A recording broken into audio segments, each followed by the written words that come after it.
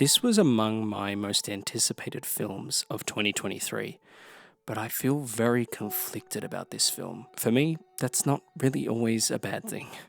For others, it might be. But when I go into an M. Night Shyamalan movie, I always expect to feel that way, in the richest way possible. He is passionate about the art form, you can always tell.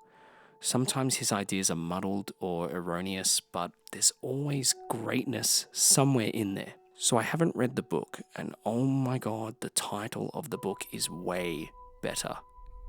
Cabin at the End of the World? I mean, come on, that's such a cool sounding title. Knock at the Cabin? Pretty generic title. I mean, it doesn't even really reflect the film that well. Anyway, I digress. I haven't read the book, so I don't know how much the film diverges from that. If it is faithful, maybe it should have diverged more. I mean, the concept is great, don't get me wrong. I unfortunately knew it pretty much inside out and back to front from the trailers that kind of showed a little bit too much, but I understand, we have to do a lot to get general audiences to see original films these days, but I just really wish they had explored the concept deeper. Being that I saw so much in the trailers, it kind of just felt like I saw it all. It never really reaches its full dramatic potential, which I imagine could be devastatingly insightful. The opening scene is very intriguing. It just throws you right into our current story in the best way possible, leaving staggered flashbacks to develop characters later, but it is paced seamlessly. The dialogue is charming and well written. I like the Kiki's delivery service reference and all that sort of stuff. In the first scene, there's a lot of Dutch angles, and I usually wouldn't be a fan of that many of them, but it kind of works. The film is shot very well, and it was shot on film, and you can tell it is lush and it's warm. Dave Bautista is really good here. I love him in Guardians of the Galaxy, but he's really starting to stretch his legs as an actor. They really sell you on every character in this film in such a short span of time. You understand them and care for them. Abby Quinn and Nikki Amica Bird are fantastic. Rupert Grint is great, no surprise there, thanks to M. Night's Servant. You should check out that show if you haven't seen it. Rupert's great in that, but I think that he's underutilized here, unfortunately.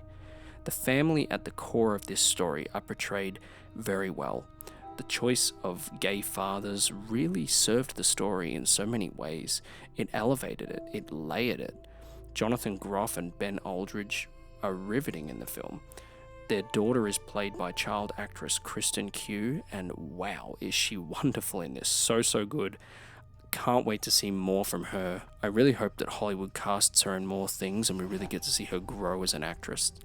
Unfortunately, I feel that the film doesn't take enough risks. It needed a left turn somewhere in its second act. We needed a moment or a series of moments that would really subvert our expectations throughout. But it doesn't surprise you.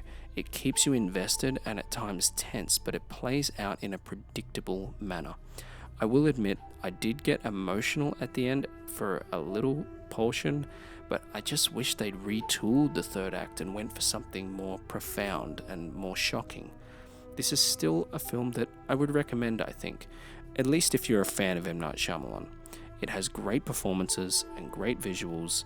I just don't think it goes as far as it could go with its meaning, and because of that, it tapers off into predictable fare towards the end. Every time there's a major story development, it seems to become less and less interesting, and I'm used to M. Night Shyamalan surprising me in his films, but this one just kind of played out how you'd imagine it would play out.